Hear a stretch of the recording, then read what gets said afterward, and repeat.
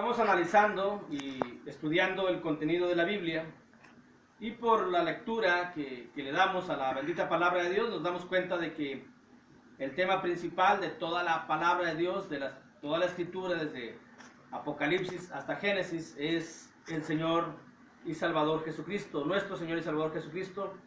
Él es el tema principal, Él es el autor principal, de ello habla la escritura, toda la palabra habla de Jesús y lo que está alrededor de Jesús, todo lo que fluye alrededor de Jesús, en su obra redentora, en su trabajo, en lo que vino a ejecutar, en lo que vendría a ejecutar, todo lo que se hizo fue preparando para la primera venida del Señor Jesucristo, para venir a dar salvación, y todo se está haciendo, pues todo lo que se hace es para Él.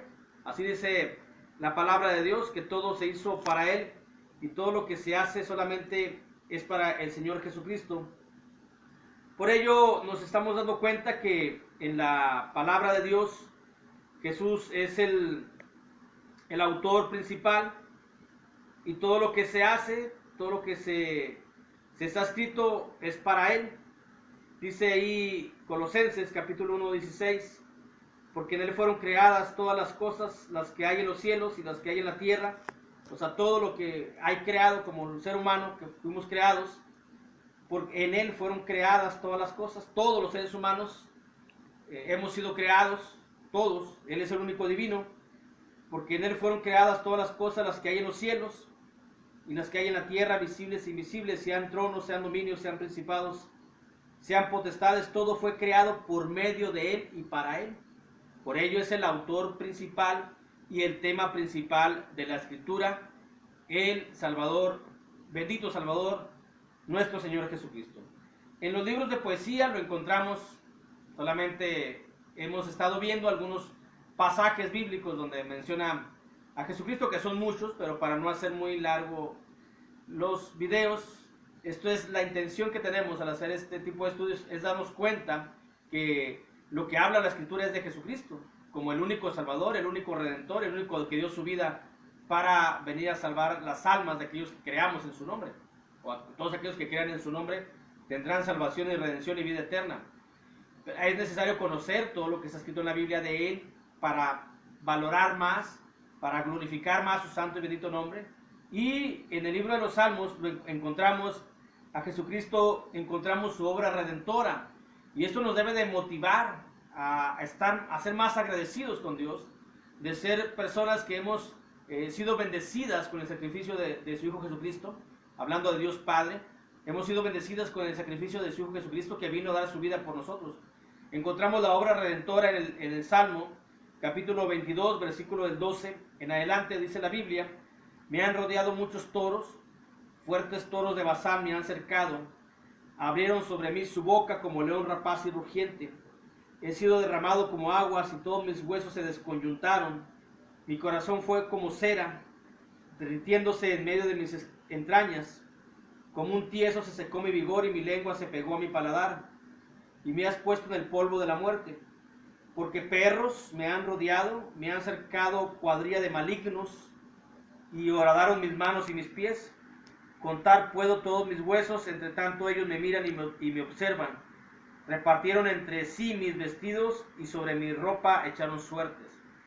Y aquí es donde vemos la obra redentora, y cuando vemos todo lo que sufrió el Señor Jesucristo, que estuvo cercado por cuadrilla de malignos, es decir, vemos que el enemigo de Dios, natural de Dios, que es Satanás, y toda su horda de seguidores, se les llama aquí malignos, todos los que crucificaron al Señor Jesucristo, todos los que se burlaron de Él, cómo fue rodeado, y a pesar de que Jesús sabía lo que iba a padecer, quiso hacerlo para dar salvación.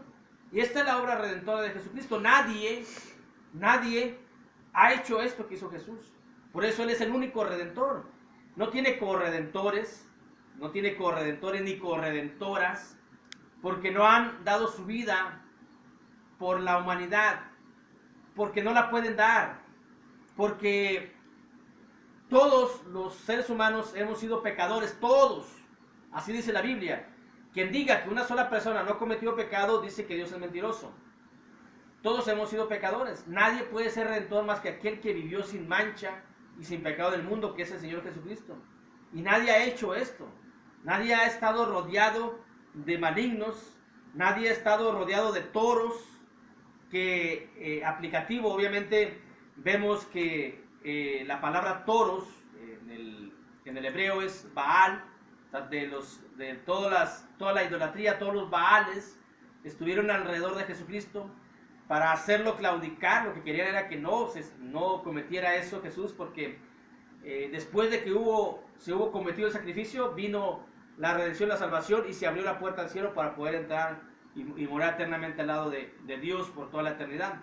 Por ello, Jesucristo en el Antiguo Testamento, en los libros de poesías, en los Salmos, lo encontramos su obra redentora y como único redentor. También en el libro de los Salmos lo encontramos como rey. Capítulo 132 de Salmos, solamente utilizando algunos pasajes. 132 de Salmos, versículo 11, dice la Biblia: en verdad juró Jehová a David, y no se retractará de ello, de tu descendencia pondré sobre tu trono.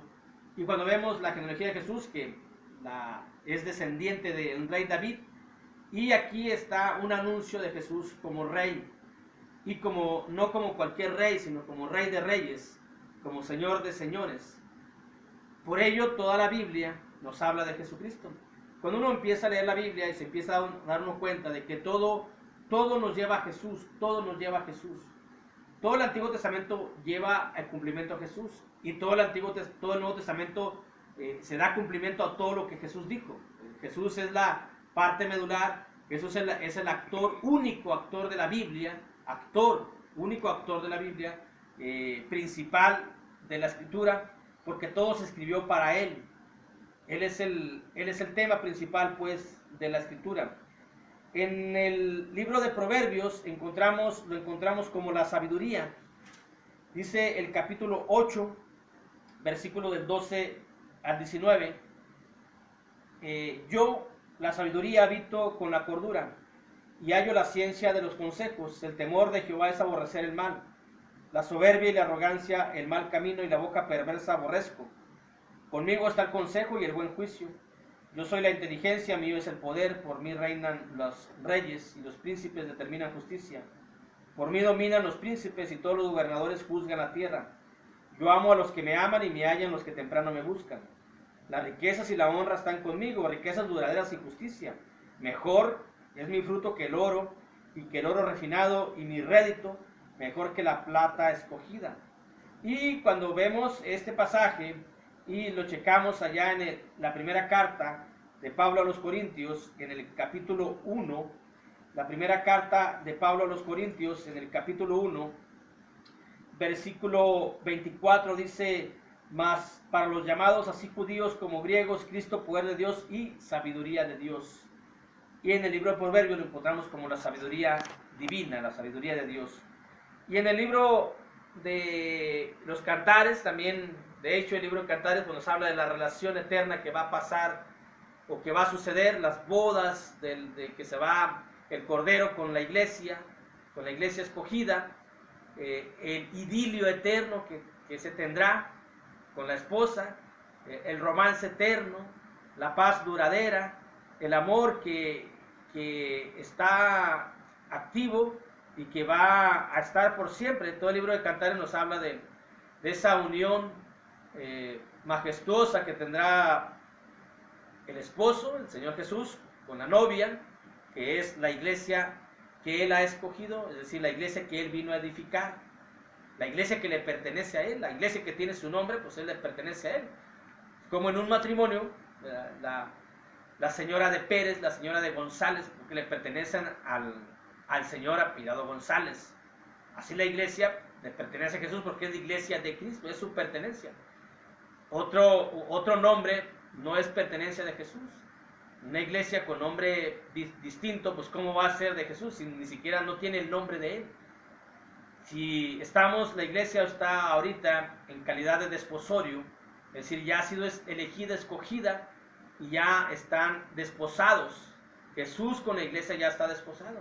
es decir, ya le pertenece a Jesús. Por eso lleva su nombre, Iglesia de Cristo. Cuando estuvo aquí en la tierra, María y José estaban en calidad de desposados. Todavía no se unían porque no se habían casado, pero ya estaban desposados, ya había un compromiso legal. Era un compromiso legal que se tenía. No se podía romper, porque entonces sería un divorcio. Aunque no tuvieran relaciones, aunque todavía no vivieran juntos, pero ya estaban en ese compromiso de desposorio. También la iglesia está en esa misma situación. Pero María ya se le consideraba como María de José. Ya era la mujer de José. Lo podemos checar en la genealogía de Lucas, donde menciona a Elí como padre de José, dando por entendido, dando por hecho de que es María la esposa de José ya, aunque todavía no se casaban, todavía no se completaba pues la unión entre ellos dos, pero estaban en esa calidad o en ese estado de desposorio. Así estamos con Jesús, la iglesia de Cristo, de Él, de su pertenencia, la que lleva su nombre, es la desposada con Él. Y Cantares nos menciona todo el idilio que se tiene aquí en la tierra y se tendrá por toda la eternidad. Pero solamente vamos a ver ahí, dice Cantares capítulo 4, versículo 7, toda tú eres hermosa, amiga mía, y en ti no hay mancha. Vemos cómo el amor que tiene el novio, que es el Señor Jesucristo, por aquella novia que es la iglesia, dice, toda tú eres hermosa, amiga mía, en ti no hay mancha. Y precisamente no hay mancha porque Él vino a purificar, Él mismo la ha purificado, Él mismo la está purificando, a la que es su iglesia de Él, porque es su pertenencia, lleva su nombre, como vuelvo a mencionar, como la mujer de, es purificada por la acción del hombre. Cuando están desposados, la mujer, como ya está en ese estado desposorio, su conducta debe de ser de acuerdo a lo que está viviendo. Por eso se mantiene pura, por eso se mantiene limpia, porque está esperando, está deseosa de ese momento fulminante en su vida. Así la iglesia tiene una conducta correcta porque estamos en espera de nuestra unión eterna con Dios, con el Señor Jesucristo, que es Dios, obviamente.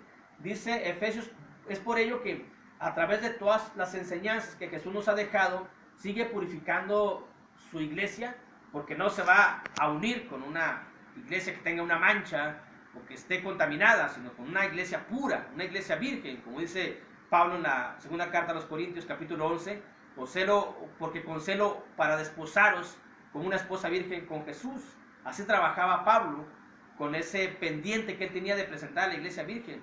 Y el Señor Jesucristo, a través de toda su palabra, mantiene la pureza en la iglesia con la que Él se va a unir. Si en una iglesia no hay pureza, Jesús no se va a unir con ella. Dice Efesios capítulo 5, versículo 25 al 26, maridos, amad a vuestras mujeres, así como Cristo amó a la iglesia y se entregó a sí mismo por ella. Porque Él se entregó por la iglesia que le pertenece, por la iglesia que tiene su nombre, para santificarla, habiéndola purificado en el lavamiento del agua por la palabra. Es decir, por la palabra que Él nos ha dejado. Cuando somos obedientes a la palabra, mantenemos esa pureza, esa limpieza necesaria para que cuando llegue el tiempo determinado, establecido por Dios, cuando sea la unión eterna, entonces poder ser aceptados y no ser rechazados por el Señor. Nosotros vamos a ser aceptados.